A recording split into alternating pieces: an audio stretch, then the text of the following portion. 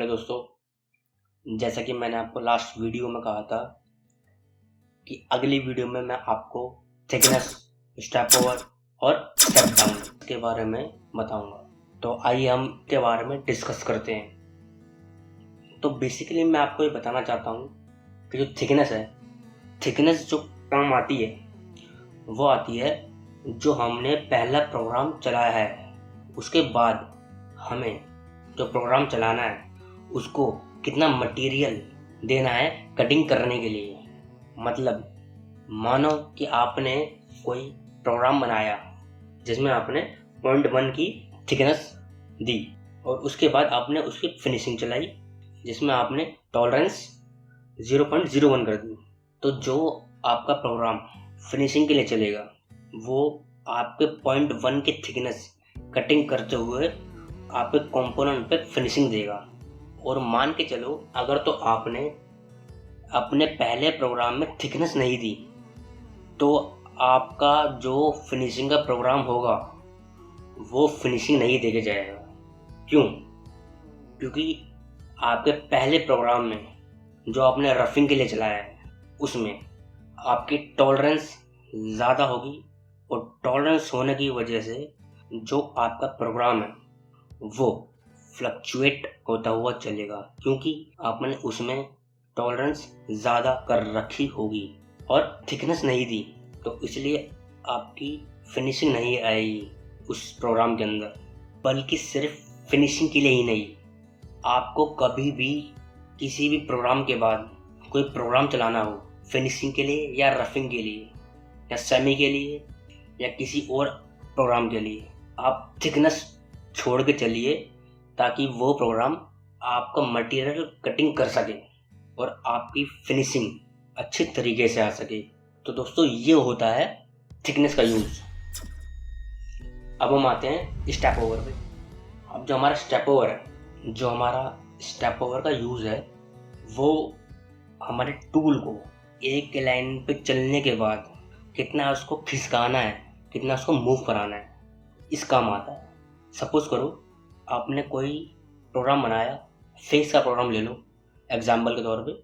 आपने फेस का प्रोग्राम बनाया, आपने उसको बनाया 20 mm का टूल। अब 20 mm का टूल बनाने के बाद आपने उसमें स्टेप ओवर दिया 5 mm का। 5 mm का आपने स्टेप ओवर दिया।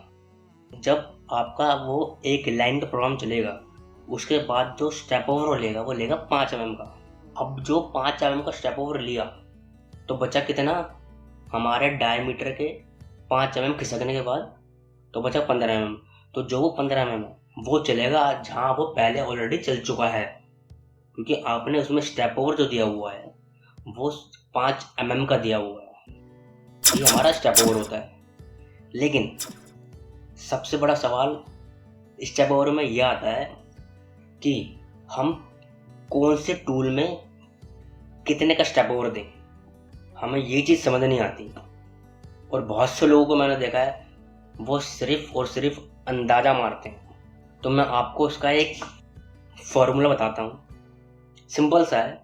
जब भी आप कोई भी डायमीटर लो उसमें आपको स्टेप ओवर डालना हो प्रोग्राम के अंदर डायमीटर के हिसाब से, आप क्या करना, जो आपका डायमीटर है उसका 40% निकाल के उसमें स्टेप ओवर डाल देना।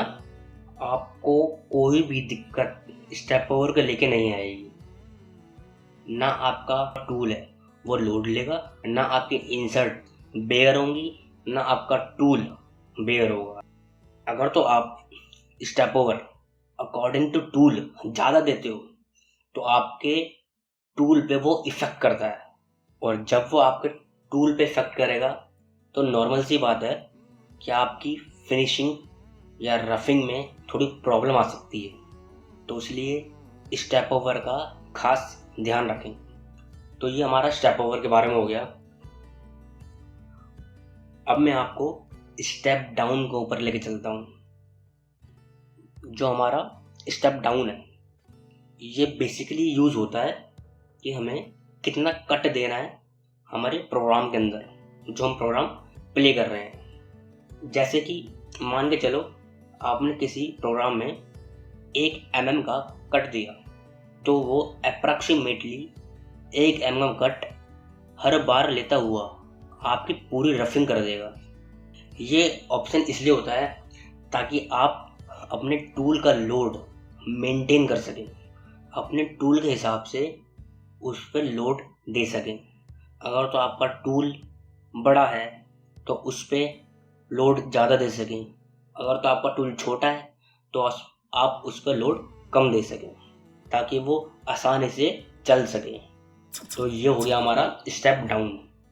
तो होपफुली आपको एक ऑप्शन अच्छे से समझ आए हो। Thank you.